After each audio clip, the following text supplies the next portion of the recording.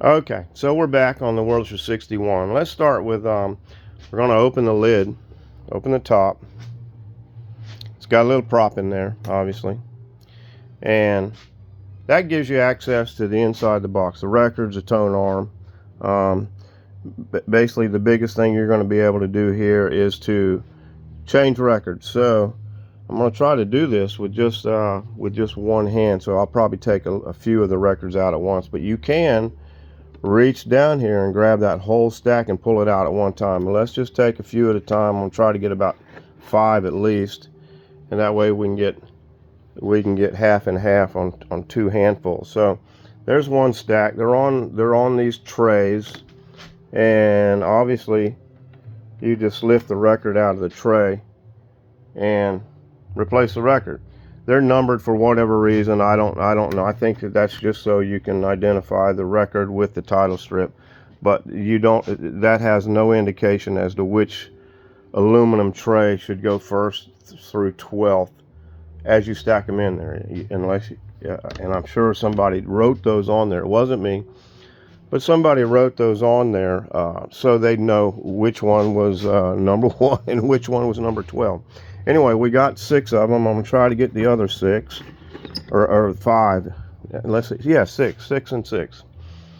So I got the other stack, set them aside, and that leaves you with a turntable here. Now, the turntable is actually pretty simple also. You grab the spindle and pick it up, lift it out of there. So you'll see it has a groove down on the bottom of the lower section of that shaft, that when you set it back in that receiver down there, and that's the elevator lift, that arm goes over to the right down here. That's the lift that lifts this turntable up and down to whichever record you pick. But we're going to take this and set it aside for right now, and we'll just set it over here on my workbench. And we'll look down in there, and you'll see some things. Basically, it's a pretty technical little mechanism.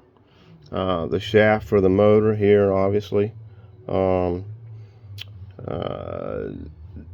of these adjustments in here now, you will not have to mess with, because all of these gears are set. They're in the proper place and position, and basically all these do is lift up the turntable. And this one over here lifts up the elevator. These 4 shafts sticking up, and these all have been adjusted. This is the adjusting wheel that sets when it picks a record. All 4 of these shafts tilt themselves in, and they go below these grooves on the records, and they'll all get in a slot, and they need to all be in the same slot so they pick up the whole stack of records, whether it's 1 or 11. They'll pick that stack up and bring it up, and then swing the tone arm in on whatever number you picked. So these being adjusted correctly is probably the most important thing, because if one of them's out of position, then it might be trying to pick the record below the one that you've picked. So 3 of them will be in the right groove. This one might be in the lower groove, and it'll cause the stack to be crooked and will actually jam up and will not allow the tone arm to go into the correct playing position, and could actually even break the needle off. So you really want to watch that. They're all adjusted perfect right now.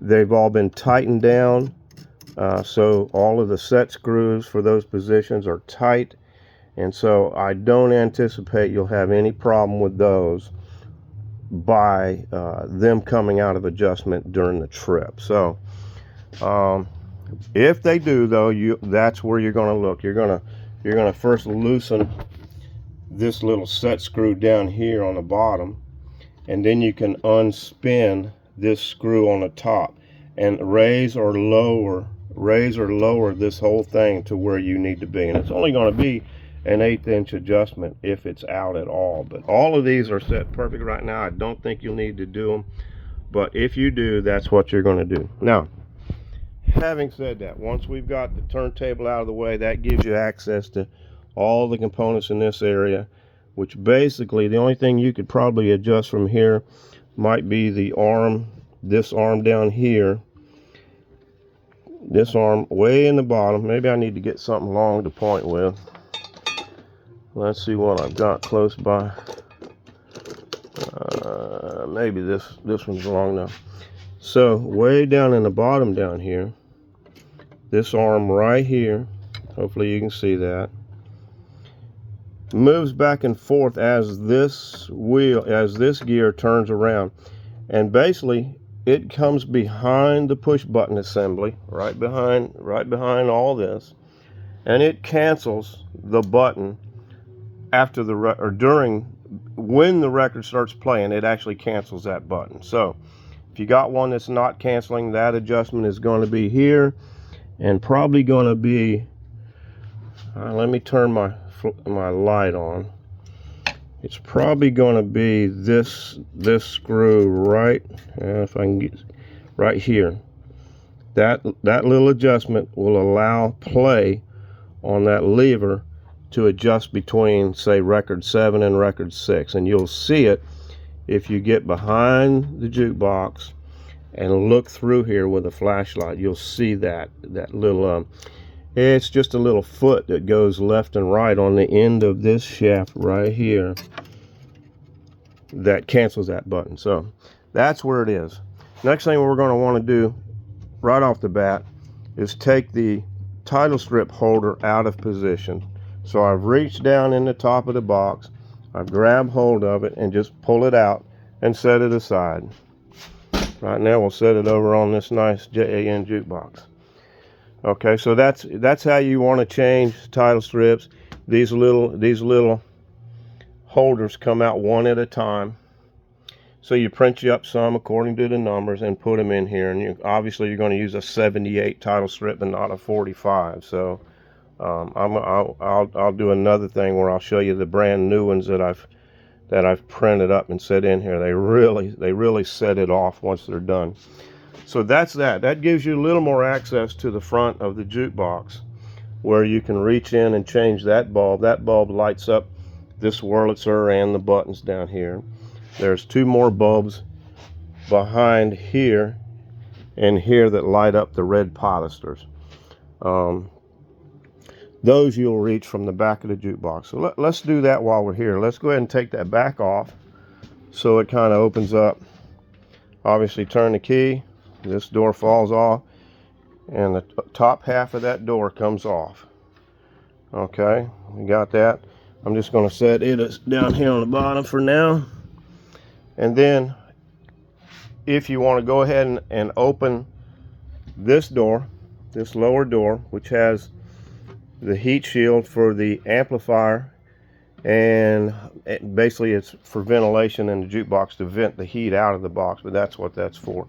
So if you want to take this lower one off, right now there's one screw right here holding it. When it's all packed up, it'll have 2. It'll have another one over here. So you're going to have to be a contortionist here, and you'll see inside here that there's a thumb screw, a thumb nut right here that you'll reach in with 2 fingers and undo it. This one over here is going to even be a little more difficult to get to, but that's what opens up that back door. I'm going to wait for a minute. I'll take that off in a second, but that gives you access to basically everything back here once you've done that. And there's some adjustments here. I might as well tell you those now. If you need to set the needle correctly on the record, in other words, once it starts playing a record and it's not setting in the lead-in groove, that adjustment is right here. That adjustment is this screw right here, back in and back out so you can see it. And it doesn't take much to adjust that. A half a turn will give you about 1/8 of an inch on the front, so that'll allow you to hit that groove on the front. That's for the setting of the tone arm. The height of the tone arm, if for some reason it's not setting on the record, Because remember, you want to try to have as little weight of this tone arm resting on that record when it's playing as possible. Because number one, 78s are notorious for wearing out as you're playing them.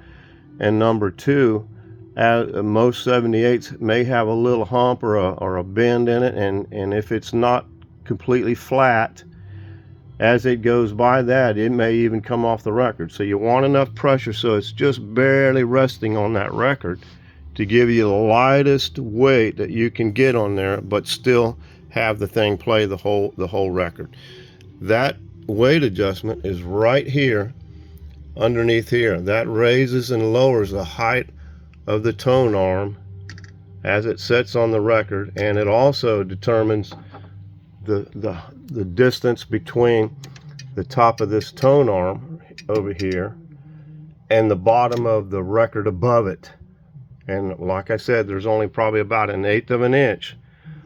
When that thing is setting in place and playing a record, it's only about 1/8 of an inch distance between this tone arm and the record above it. So that's very important. You'll see this red switch right here. That switch adjusts. It comes off of these two star cogs right here. Let's see if I can get a better view of those. These two right here. This is a start stop. The one below it puts on and takes off credits as each song is played. Once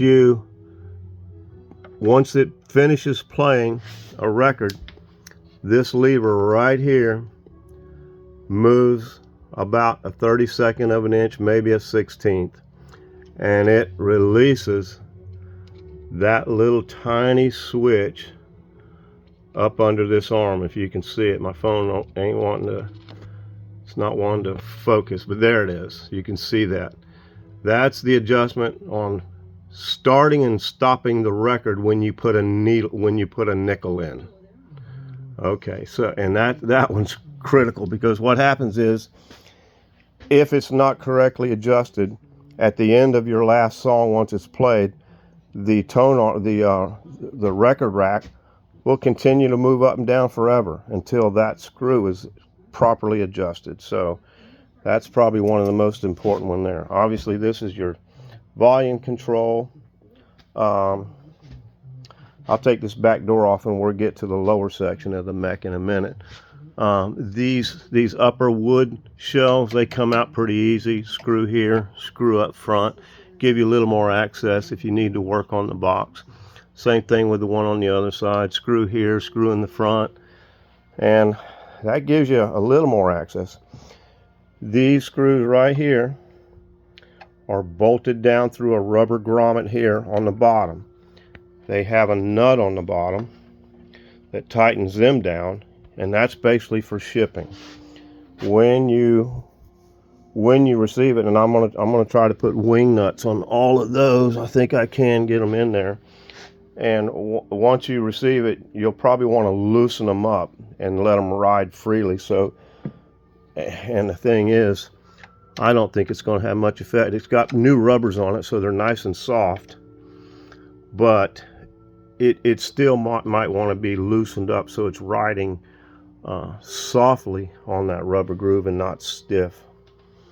It may come into play in the sound of the record if it was bolted down too tight and it didn't have a little bit of flex in it. I know on modern jukeboxes it sits on springs. This one doesn't have springs, but definitely got the rubber. Okay, so now let's say we want to open up that door and get to the speaker and get to the stuff in the front of the jukebox. We'll look inside.